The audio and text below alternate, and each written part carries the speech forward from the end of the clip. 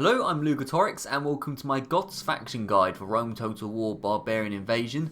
Today, of course, we are talking about the faction of the Goths, this big orange faction. Well, not really that big, we only start off with one territory, but this orange faction over here. To complete the main campaign, you have to hold 16 regions, including Thracia and northern Italy.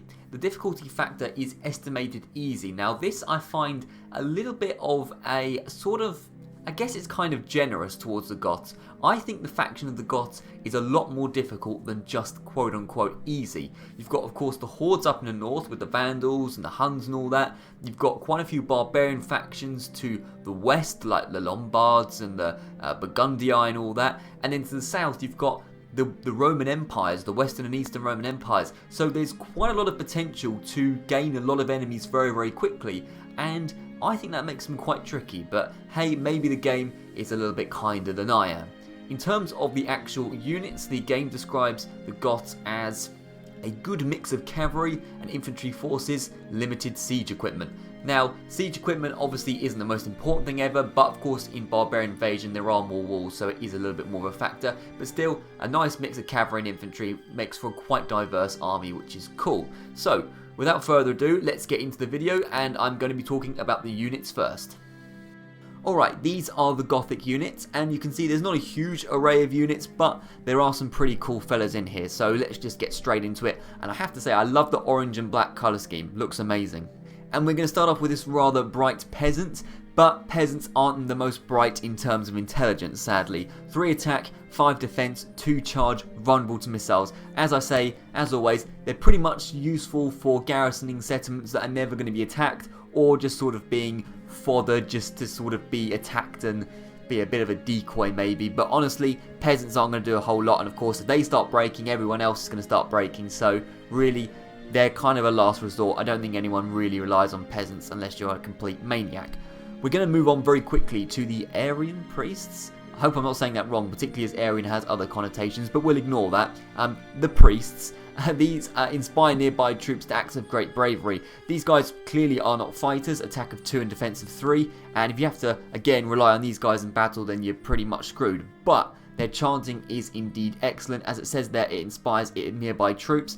And like I said just a second ago, morale is such an important thing in Rome Total War that any unit that can increase the morale of the fighting units, the frontline infantry in particular, is a very useful unit. You're in a bit of a tricky situation and you need that extra boost of morale just to push through a little bit longer, to hold the line for a little bit longer. Maybe, you know, in preparation for a cavalry charge or whatever, getting the priest to chant can just boost that morale very slightly, and when a battle is close, when a battle is right down to the line, these guys are going to make a big difference even if they don't physically fight themselves. So, you know, don't underestimate priests or any sort of unit that you know, boosts morale of the infantry. And talking of the infantry, we have the runaway slave Spearmen. Attack of 6, defense of 12, so clearly this is a more defensive unit. They don't really pack a huge punch, but what I like about them is on this unit scale and on all unit scales, they have more men than most other infantry troops. So for example, these guys have 120, whereas the other units have about 80, 81.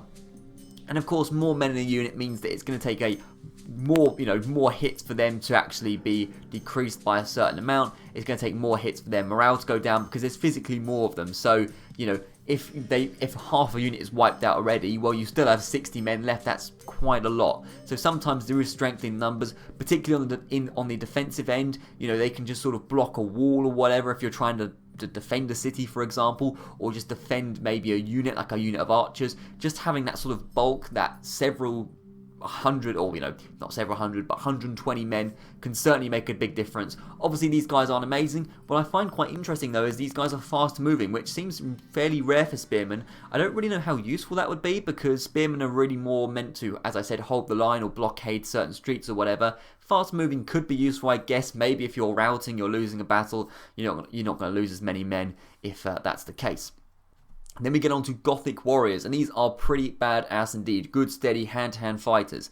Yeah, exactly. 10 attack isn't hugely amazing, but honestly, it isn't too bad either. It's better than what we just saw. 20 defense, though, is very, very good, especially as this is sort of a more offensive unit. To have 20 defense as a sort of backup, as a sort of, you know, safety measure is really cool indeed. The war cry, again, improving the attack is big. It's similar to the sort of priest's war cry. So if you sort of double that up, you mean you've got a big morale boost coupled with the good morale that they automatically have as sort of base morale. These guys are really quite hard to break down because they're not going to die easily, and even if they are starting to go down because they're facing a very strong unit, they're going to stay around for a long time because you've got units around them that can inspire them and they can inspire themselves. So certainly with a 4 charge bonus as well, which is quite good for infantry, Gothic Warriors are very solid indeed. I do like a unit with a good amount of defense that you can kind of rely upon in battle. Then we have Steppe Horde Chosen Warriors. This is a horde unit because you can see it's a little sort of like wheel symbol, but we're still going to discuss them anyway because, you know, if you horde, which is a viable tactic as the Goths, then you might actually be using these guys. So 11 attack, 22 defense, charge bonus of 5, so fairly sort of similar stats but slightly better than the Gothic Warriors we just saw. Good morale, good stamina, well armoured. The good stamina is important because if you have to do a lot of moving about, for example, maybe you have to reposition your army on top of a hill, or maybe you have 2 armies, you need to combine them and they've had to move a large distance. If the units start to tire, then they're less likely to hold up on that morale front because, you know, clearly they're tired, they're not going to be as an effective fighting force. So the fact these guys have good stamina and well armoured means that missiles aren't going to be a huge amount of issue, and it means that they're just going to stand up for a long time even if they're on the run. So pretty solid unit indeed, but again, I think you're more likely to face these guys and actually ever use them, but hey, who knows. Then we're going to get onto some Gothic Spearmen, and again, another Spearman unit. What's interesting about these guys is they can do a Skiltrum, which is more common in Medieval 2 Total War. If you've played Medieval 2, you'll know about the Skiltrum. It's sort of like a defensive formation, similar to sort of like a spear wall kind of thing, and that's good. It means they're going to hold up for a lot longer, and they're much sort of better equipped to blockade certain streets or whatever you're sort of using them for. It means they're sort of a more compact unit that's less likely to be attacked or broken down by cavalry, and that links into the bonus fighting cavalry. Cavalry isn't going to be as effective against these guys, which is typical of Spearmen, of course, but if you are fighting a faction, hey, particularly the horde factions, which have a lot of cavalry, then these guys are going to be particularly useful. So that's pretty cool indeed. I do like these guys, that's for sure. And then we're going to get onto the one and only infantry missile unit, which is Goth Raiders. 7 attack, 12 defense actually isn't too bad for melee attack and defense for archers. Obviously, you don't particularly want to be fighting with archers in the melee, but if it comes down to it and you have to, then these guys will do an okay job, nothing too amazing. But missile attack of 9 is pretty solid for, you know, pretty standard infantry archers. That's not too bad at all. What I particularly like about these guys though, and I say this often with archers that have this trait, is the long range missiles. Long range missiles are really, really cool because obviously that means you can start hitting your opponent before they hit you, and particularly if you perch these guys up on a hill or a wall or whatever, if you're defending a city, they can just shoot arrows into oblivion and they can be a threat right from the beginning of the battle. So that's really, really cool indeed, and it just means that range advantage can be pretty big, especially if there's certain factions in Barbarian Invasion seem to be more sort of specialised, so you'll get certain factions that are really good at sort of hand-to-hand combat but haven't got that missile sort of range to them. But although the Goths do specialise in the sort of hand-to-hand combat in terms of their infantry, you do have that also advantage that you can hit them from a long way out, so sort of a more versatile army than some of the other barbarian factions. Now we're going to get onto the cavalry, and we're going to start off with the Goth Lancers. Now these guys are very interesting because they're fast moving, and fast moving cavalry normally aren't too good on the defensive end, and they haven't really got a great charge bonus. Often the sort of light fast moving cavalry is good really for maybe desperate flanking maneuvers. If you really want a unit of cavalry to be very quickly somewhere, then you can get them. But what they're sort of more useful and known for is just hunting down routing troops. If you've defeated an army, all the troops are being cowards and they're running off into the distance, you can make sure you can run them down, they're dead. And these guys certainly are good for that because they've got the fast moving trait. But what's really cool about them is, although their attack isn't particularly amazing, which is fun, that's pretty indicative of this kind of unit, a charge bonus of 10 is pretty damn solid indeed.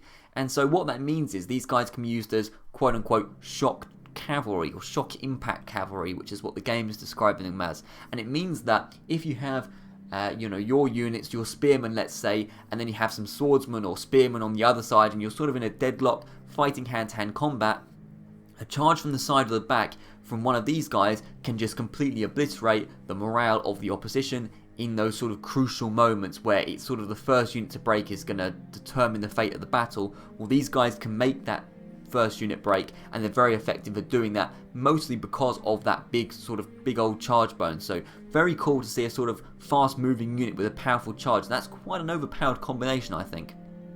And then next up, Goth Noble Warriors. Now these guys a bit better on the attack, better on the defense as well. Not quite got the charge bonus, but that's fine. But again, good morale is something I mentioned earlier in terms of infantry. Well, good morale is, fairly common for infantry. It's less common for cavalry, so very cool trait for them to have that. And it means that these guys are more than just impact shot cavalry, because the thing with shot cavalry is they are often good at that sort of initial charge, and they can do a lot of damage in that initial charge. But in a sort of long, protracted fight, they're sort of less useful, and they will just go down pretty quickly. These guys less so. They can just get in the thick of it. They can do that big charge, which is cool. Maybe not to the same extent as the previous unit, but that's fine. But they can just also get stuck in if you really want to. Now, obviously cavalry, you don't want to be using them like infantry, but sometimes times get desperate, man, and you need to just get a unit of cavalry in there to finish off the job. And Goth Noble Warriors can do that indeed. Good morale, good stamina, well armoured as well will help with that. So pretty cool stuff. I do like them indeed. Then we have the Warlord. Obviously this unit is going to be good.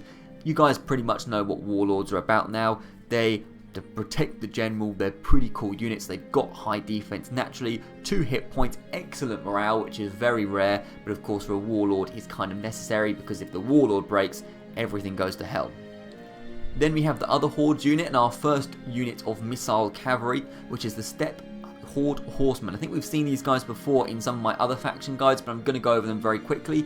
Not amazing on the whole melee attack and defense front. I've used a lot of missile cavalry over the years, and I can attest that they are not great in the melee, and really that's why you don't particularly want to use skirmish mode, because they can be quite vulnerable, and the pathfinding in this game isn't the best. So, if they get stuck in a corner, for example, they're pretty much screwed. But if you use them effectively, that missile attack of 8, although isn't hugely amazing, can still be quite overpowered, because these guys are so fast moving. They've got such good stamina that nobody can catch them. Even other cavalry quite often can't catch them. And you can just fire on your enemy all day and they can't hit you back. So, as with all horse archer units, they are certainly OP to an extent.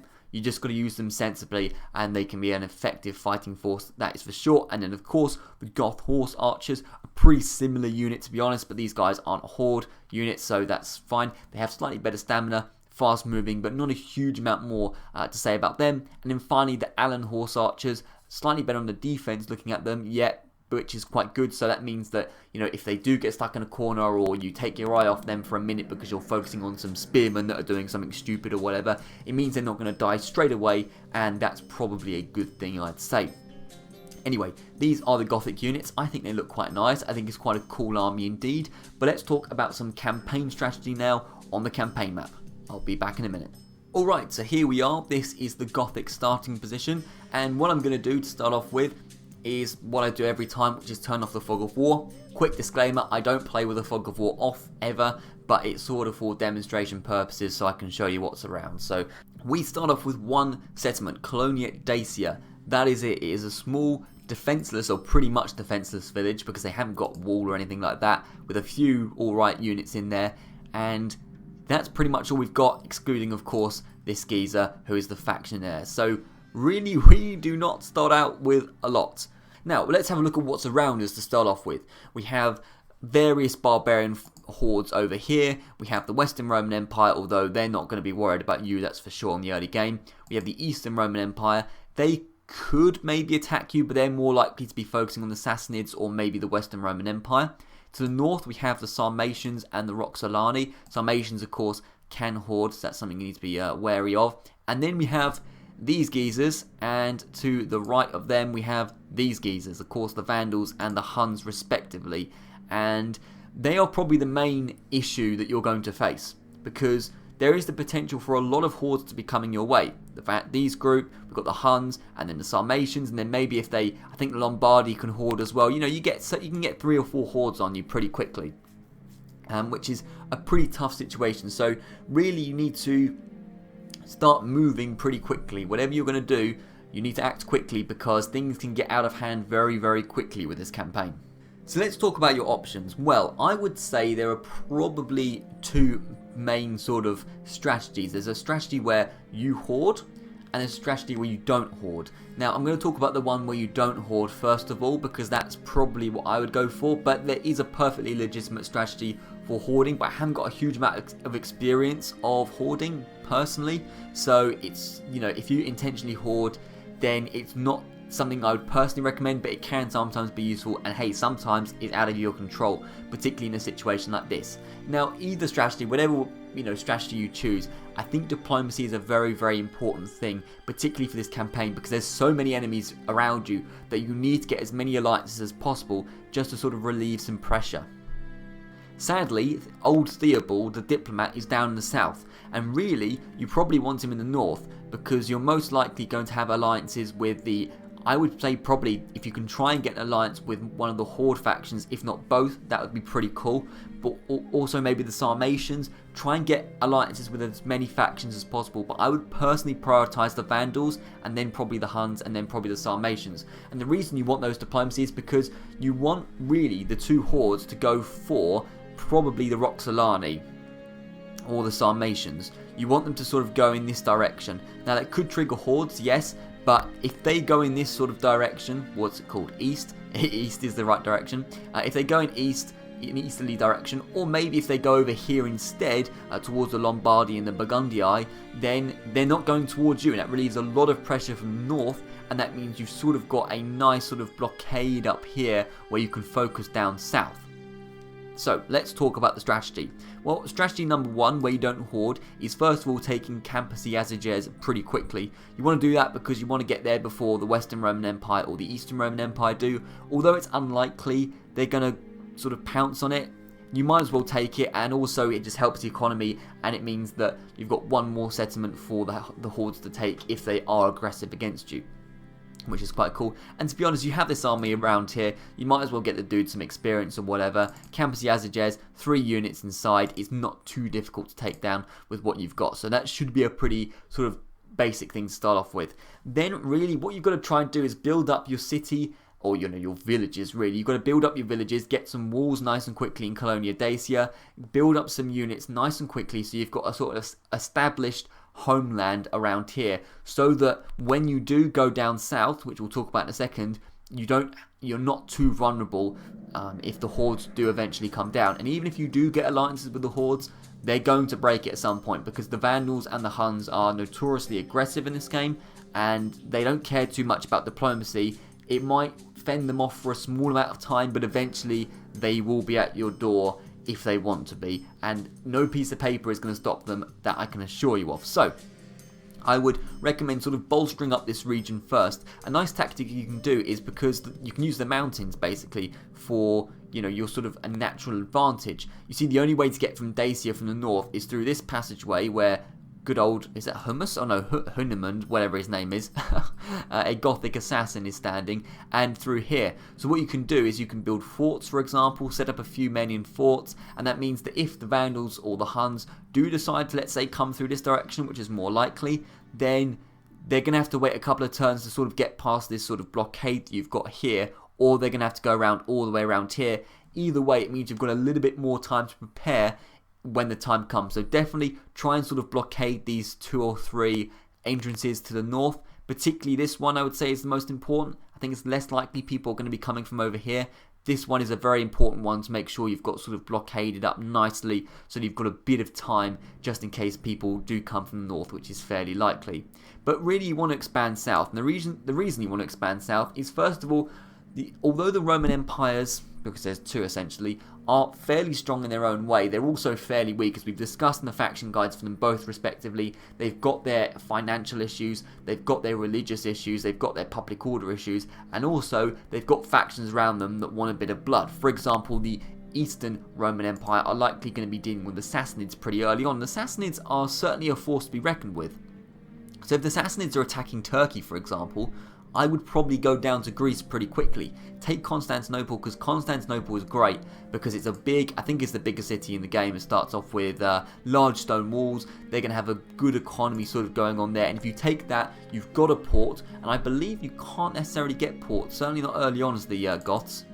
I mean, I don't even know if this is connected to a port, but there's no port over here in Colonia Dacia, so you get a good bit of sea trade as well. And again, this is why you don't want to be going up to the north. There's several reasons why you don't want to be expanding to the north, and really going down south is the logical reason. You don't want to be going up to the north because, first of all, there's a lot more enemies here. There's a lot more hordeable factions up here, so that's not good. But also, these settlements are garbage. Campus Lombardi, Campus Burgundii, Vicus Vandali, they're just little villages that aren't going to get you any economy. You're going to expend a lot of troops, you're going to go to war with a lot of factions for basically no reason. So anyone that goes up north and tries to conquer these territories, probably that isn't the best thing to do. Definitely go south, because down south, richer territory in what is now modern day Greece, access to ports which you don't get early on as the Dacians. I'm not even sure you get them at all as the Dacians, the Goths, but you haven't got access to ports, so this is a good sort of way of getting access to sea trade, particularly through Constantinople. And then once your economy starts going, then you can afford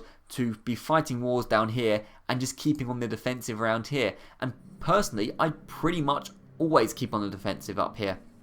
I wouldn't ever bother to go out and attack these guys. The good thing, kind of good thing, about there being so many factions in this region, the Lombardi, Burgundii, Vandals, Roxolani, Sarmatians, Huns, is that they're all going to squabble amongst themselves. And ultimately, if you leave them, they're just going to weaken each other, and it's going to be a war of attrition, but like a five-sided war of attrition where they just break each other down and then there's basically nothing left of them.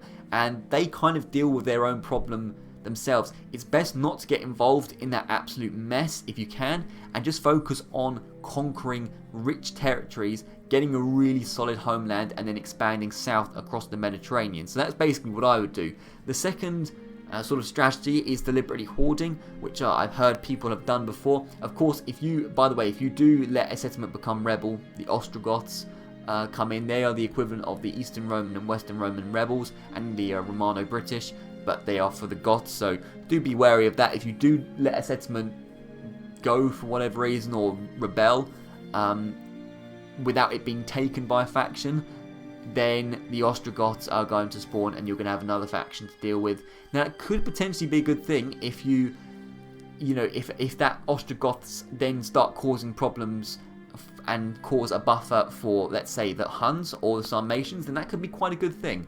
But on the other hand, they could just be a nuisance and you don't really want that. So be careful about letting public order slip, because there could be another faction that are going to be stronger than the sort of generic rebels. Anyway, what you could do, and I've heard people do this before, is deliberately let Colonia Dacia go to the Sarmatians or the Vandals or whatever.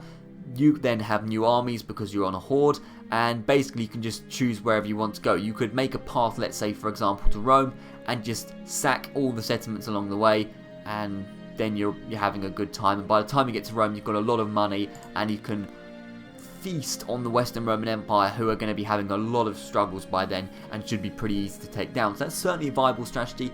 Personally, I like to do it the more traditional way, which is just keep this region as a nice defensive stronghold with your mountains, which is a beautiful, nice natural defense. Let these guys squabble it out between them, and then focus on the Greek region, but the Eastern Roman Empire. Let these Turkish Eastern Roman Empire fight the Sassanids, and then eventually go west and feast on the Western Roman Empire, who are going to be having their own struggles. But that's pretty much what I've got to say. Let me know if you do things any differently. It'd be very interesting to see what you guys think. But I'll be back with more faction guides and various other things very, very soon. Thank you very much, and I'll see you around.